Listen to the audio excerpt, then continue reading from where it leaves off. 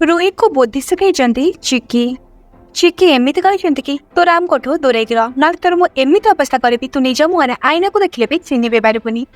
जितेबाला रोहित राम चिकी room रे अच्छा से समय चिकी रोहित को सतर्क कर एमती कहते कि सब तू मोठू मो जिनस छड़े नौ हेले एथर मु मो स्वामी को ते छड़े ना केवे भी देविनी तू एठू बाहर जा। यापर चिकी पुणी थे कहते कौन रोहित तो सब सेकेंड हैंड जिन यूज करने को भल लगे कि यापर रोहित खूब जोर से रागी देते एमती कहते देख चिकी तो मो समय कथा कर तू बहुत ये कथा कौन यही समय चिकी कहते तू एठू जा आम जीवन नु सबदिन चली जा राम होते मो हजबैंड।